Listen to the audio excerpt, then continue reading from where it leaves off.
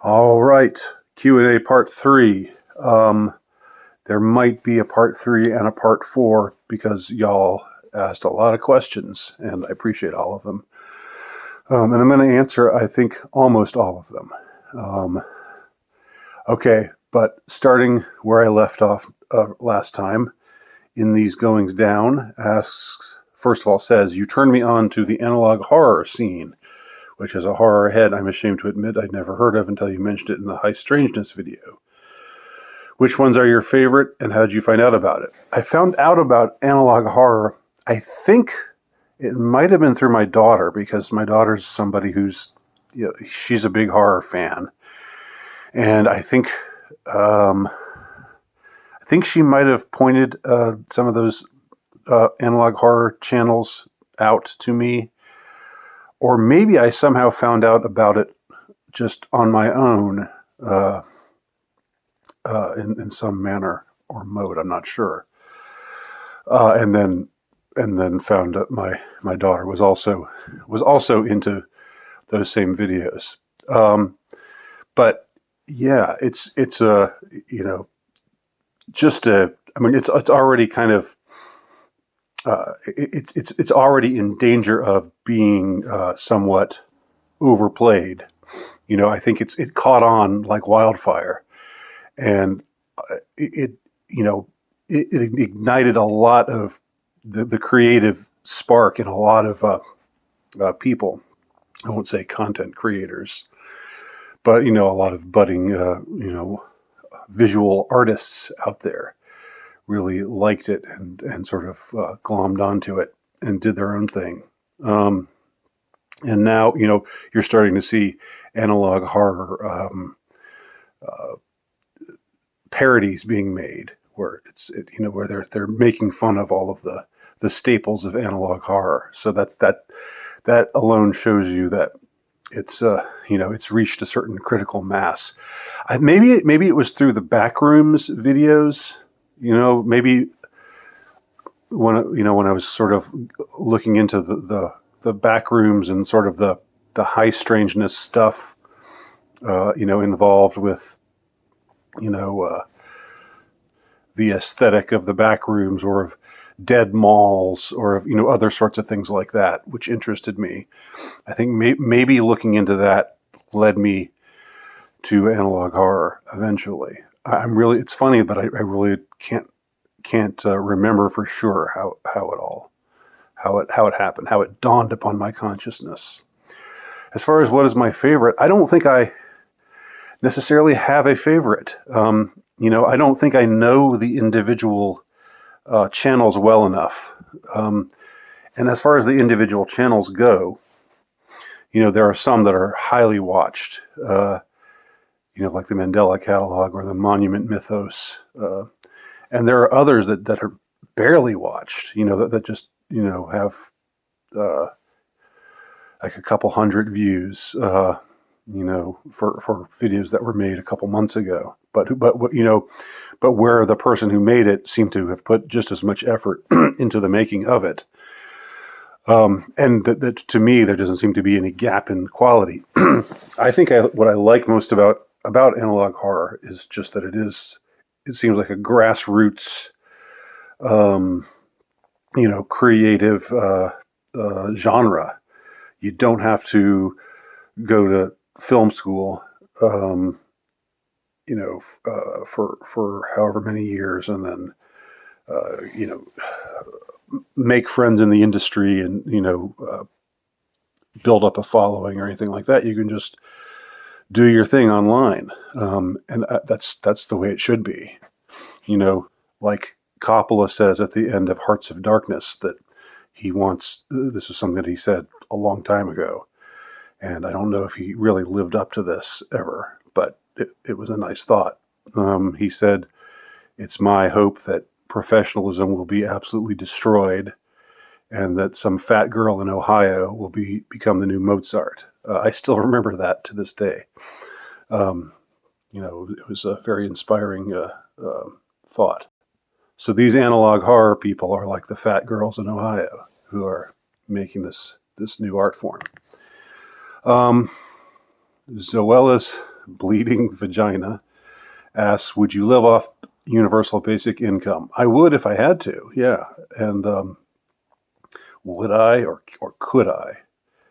Do you mean could I? I think I could. I'm a pretty cheap bastard. I don't need very much.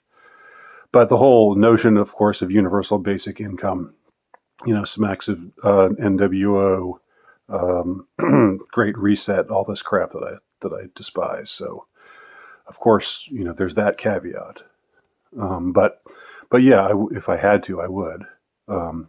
If all the jobs were taken away by machines and AI, in this dystopic future that some are projecting, and there are all these people just sitting around with nothing to do because they had become redundant, as the scenario goes, this dystopic scenario that some are proposing.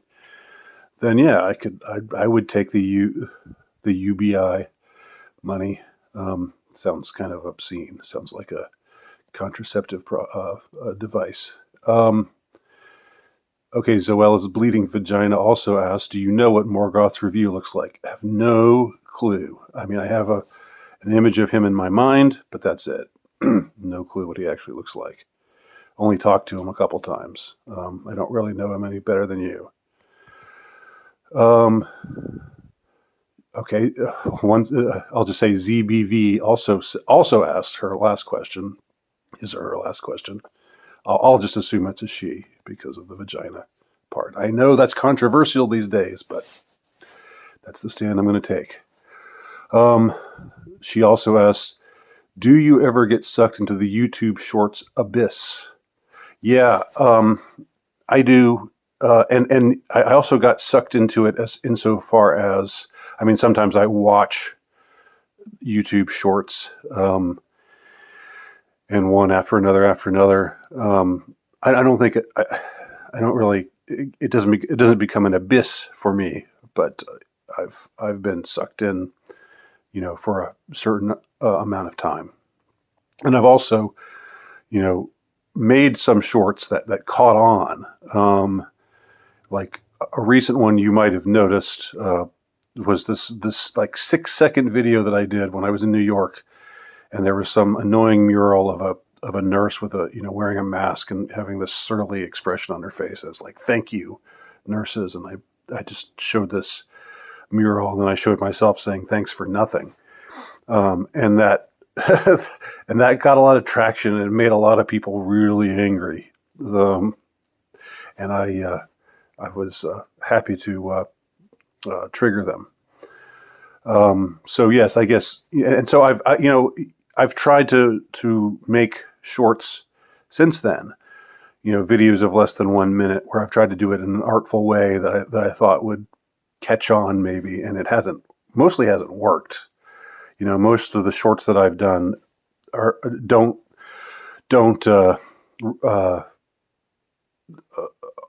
don't reach an audience beyond the audience that I already reach. Like my recent 2 videos that I did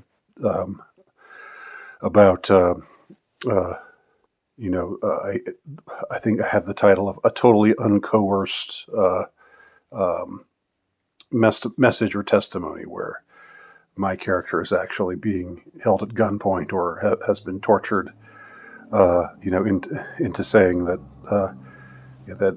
he denounces anti-Semitism in all forms. Those 2 recent videos that I did, which I thought, I enjoyed making them, and I thought they were well made, if I do say so myself. They failed to reach a wide audience. But my 6-second video that I just dashed off, in New York, and just spoke my mind, that caught on. So, there's no rhyme or reason to it. Okay, Paul Wright has a bunch of questions here. I don't know if I'm going to answer all of your questions, Paul, but I'll answer most of them. First question he asks, would you rather live in a castle with Nancy Pelosi or a dank dungeon with Nancy Spungen? Good rhyme there. I'd rather do the castle with Nancy Pelosi, because we can live in a castle and just I don't have to have anything to do with her. We can just live in the same castle, but I could live off in my own section of the castle, and uh, you know, and she could just keep to herself, and that would be that. But if I were in a dank dungeon with Nancy Spungen, we would have to be, we would have to be in some kind of intimate contact, and I wouldn't want that. Do you like? Okay, again, Paul. Do you like Tears for Fears' "Woman in Chains" music video? No, I think it's kind of dull. I don't really like Tears for Fears after songs from The Big Chair. Now, I guess "Sowing the Seeds of Love" is a pretty catchy pop song, Beatlesque sort of pop song. But I thought most of what they did that was interesting and valuable was on their first two albums, "The Hurting" and "Songs from the Big Chair." Of course, that was the first concert I ever saw.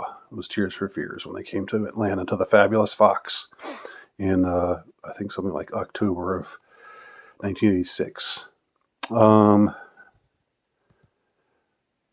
Do you like Donnie Iris's Aaliyah music video? You remind me of him. That's a compliment, high praise. Well, thanks. I appreciate that. I don't know. I don't think I look anything like him. And I certainly don't have his don't have his rich, resonant singing voice. He's so interesting because he's so geeky looking, but he's got this like this heavy metal singer voice. I love the song Aaliyah, and I like the video. It's been a while since I've watched it. Thanks for reminding me of it. It's a great song. I'm gonna listen to it again. Maybe get hooked on it again after I'm done recording this video. Paul Wright asks, "Do you like the Tube She's a Beauty" music video? I like the song, and I guess the video is kind of interesting, like the carnival barker, saying "Step right up and don't be shy." The thing about that song that I think is interesting is the guy lying? The guy, he sounds like a shyster. He sounds like he's selling a bill of goods. He's saying she's a beauty, and then saying, "Why would I lie?" And that makes you wonder, well, is he lying? Why would he say, "Why would I lie"? Another another good song. Another 80s kind of semi-metal, not really metal, but hard rock song done by guys who don't look hard rock at all. They look more new wave, but it's a good song. Are you concerned that CERN could find the skeleton key to open Pandora's box at the bottomless pit of the proverbial rabbit hole in Hades? I'm not sure that hasn't already happened, frankly, given everything that's gone down.